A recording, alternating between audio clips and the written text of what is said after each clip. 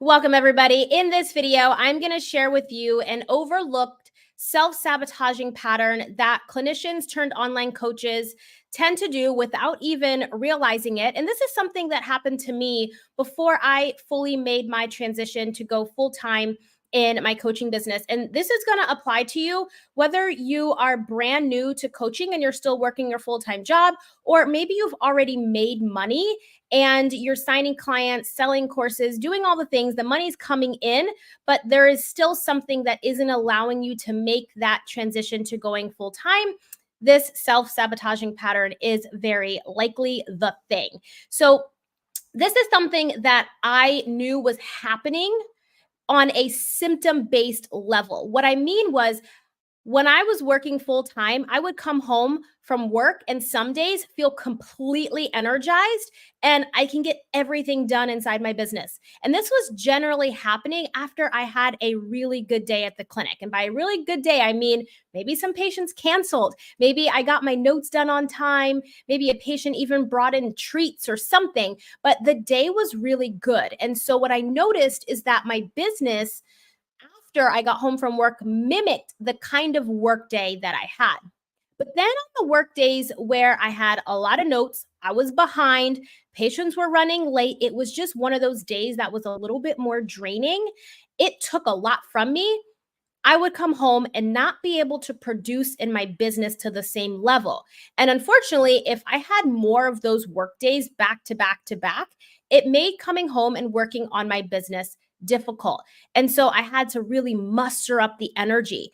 And so my business started to mimic my mood. It started to mimic the kind of day that I had. And this actually put my business on an emotional roller coaster. And so I would tend to get this natural high in business and take all the action based off feeling inspired or how motivated I was. So imagine that your business is a vehicle, right? It is a vehicle with a tank, and you pull into a gas station, and at that gas pump you have your spiritual pump, you have your emotional pump, and you also have a logical pump. And so what I found is that most often, and this is something I did too, I would pull into the gas station and I would only be filling my business tank with an emotional pump. So when I was having really good days at work, I would use those good feeling emotions to pump my business. But then when I was having those not so good days at work, then that is the emotion that would get put into my business. And so what I find is that so many clinicians are actually pumping their business with emotions. And I always say our feelings are not facts. And if we continue to take our feelings as facts, then we're going to notice this roller coaster of business where we get good results and then we get no results. When you fill your business with emotions, that is when you are going to create more burnout, because now you've got to wait for the next emotional high. You've got to wait for the next wave of motivation or inspiration to fuel you, or you got to wait for the next good day at work in order to take the action that you need to inside of your business. You know, when you are driving a car at full speed, can you imagine that car just coming to a complete stop or just starting to slow down? It gives this jerky kind of feeling. Well, that is really what happens when you are running your business on emotions. And this relates to having inconsistent income or inconsistent results. Maybe you're really good at creating a bunch of conversations online on the days that you feel really good. And on the days you don't, maybe it's a few days go by and you don't talk to a single soul about your business, or you don't even make a sale because you're not out there promoting. And so what I really encourage is you start filling your business tank with a spiritual pump. And this is something that has been a game changer for me, because when I really tapped into different layers of my spirituality, and what I mean by that is how connected I am to my purpose, how connected I am to the mission of what I'm helping people to achieve within my own coaching business. And so when I'm connected very spiritually, I am guided in a way that doesn't come from my head. I'm guided in a way that comes from my heart because I'm so connected to that deeper mission, to that deeper purpose. And so this is the same kind of energy that fuels our heart. We don't set a timer to make sure our heart is beating. We don't set a timer or an alarm to make sure that we remember to breathe or have our heart pumped. We don't set timers for that. Those things naturally happen. There is a spiritual essence around how we as humans are really operating. And so when we bring that level of spirituality and connectedness into our business, we're actually going to tap into unlimited resources. We're going to tap into our limitless amounts of energy where it doesn't matter the kind of day that we had at work. It could be a long, hard day. We're going to be able to come home and still be able to produce within our business because it's fueled by a mission. It's fueled by a deeper purpose. It's fueled by what we know we're here to do, as opposed to being fueled by emotions, which are fleeting. So you might be asking yourself, where does emotions fit into this? Because as human beings, we have emotions. Of course, we feel. So, what role does that play if our feelings are not facts? Emotions are indicators, not decision makers. So, if we are using our emotions to fuel the actions within our business, then that means we have to wait for the most perfect motivation or inspiration to be able to take action. We're running our business on hype as opposed to purpose. But when we're using our emotions as indicators, then we know exactly what it is we need. So if we're feeling fear, for example, then we know that we need to fill our business tank with more spiritual essence. We need to ground into what our real purpose is and what God wants us to do. We also might notice that there's an indicator of that emotion of fear that maybe we need to buck up on our skills and our craft to be able to produce the things that we want to into this world. So if we use that fear as an indicator to fill up on our spiritual tank, fill up on our logical tank, or what of the real life skill sets and assets that we need in order to have a business, then we're not going to allow that fear to limit us from taking action in our business. We're going to know exactly what our business needs to continue to be fueled, to continue to grow.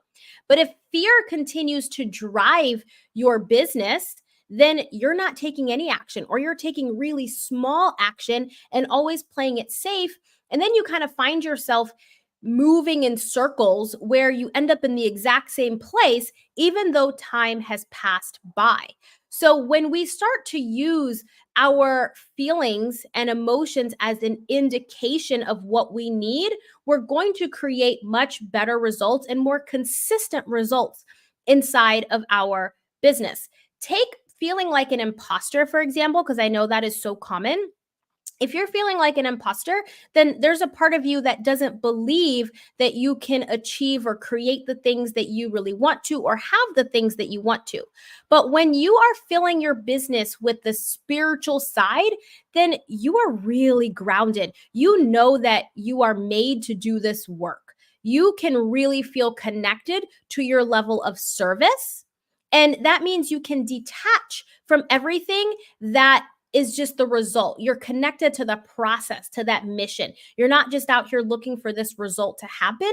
And that allows you to feel a little bit more free, allows you to feel expansive and recognize that you're not made for everyone. Oftentimes, when we're feeling like an imposter, we're trying to be made for everyone without recognizing that we're here to serve our group of people. Also, feeling like an imposter can lend to that spiritual side, or not the spiritual side, the logical side of our business, right? What is it that we need in order to fuel? This comes down to also feeling very secure in the skill sets that you are developing as a coach, as you transition from being a clinician in the clinic to being full-time in your business. You have to have skill sets that allow you to communicate, create content, really deliver on what you say you can do. And so you might need to develop your craft more. Think of different ideas or different ways to message and position what you are teaching and what you're helping people with. And so I want you to see that when you take the emotion that is underlying, then you can decide how you're going to fill your business spiritually and how you're going to fill your business logically. But if we continue to just keep putting more emotions within our business, we're going to always be looking around. We're going to always look to take action on something that isn't for us, or we're going to get diverted into a different direction because we think we're supposed to be doing that instead of staying our course, right? Because our emotions can really get the best of us. And if you are like me and you wear your heart on your sleeve, I know you know that it can be really easy to put other people's opinions sometimes about what we should be doing above our own because we're often making ourselves wrong. But when you are leading from a space of heart and you're leading with that essence, that spiritual component of what you're here to do on this planet, you're grounded in what you're doing. You're able to feel your emotion without it dictating what you're supposed to be doing. So emotions are indicators, not decision makers.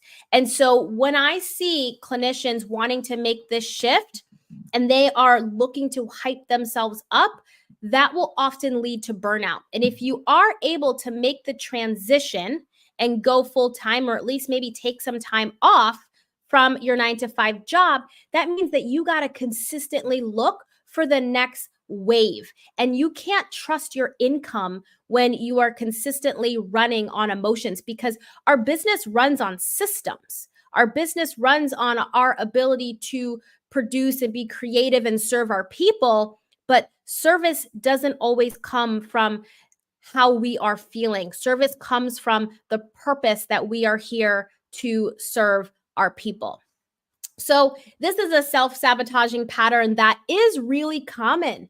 Whether you're just getting started, you're like getting hyped up to do the thing, and then it's like feeling defeated, or you're already making money and you notice that your wave of money that comes in only comes in when you're feeling a certain way. But when you can spiritually feed yourself and your business tank, and you know that that is the pump that you should be putting into your business most often, then you're going to win all day long, because you're going to have unlimited energy for the amount of service that you want to have in this world, the amount of impact that you want to create. So it wasn't until I started to recognize that I was waiting for this emotional wave of motivation or inspiration to take action. I was like, wait a second, I'm on a roller coaster here. I'm waiting for hype. And this is why people say going to events isn't a good thing, because they just hype you up. But the truth is, we need some of that within our business to get going, but we can't depend on that in order to make our transition, right? Sometimes that's enough to like get us in gear, shock the system to say yes. But then we have to have something that we are defaulted to.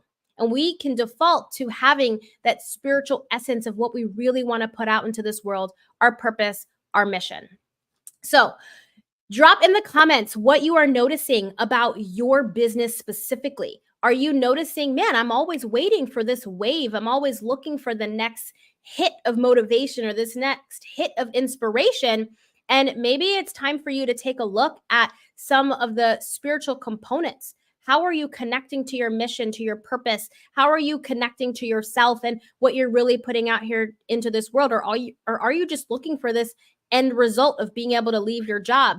Are you just looking for signing that next client? Are you just looking for that next income milestone? Because those things are well and great, but we can't consistently look to chase those milestones. If we chase them, we're never going to catch them. And if we do catch them, then we're going to have to keep chasing them to keep climbing up the ladder. And there will come a point where it all just kind of crumbles and crashes and burns, because we didn't actually become the person that we needed to become in order to create the business that sustains, so that we can confidently leave our 9 to 5 job.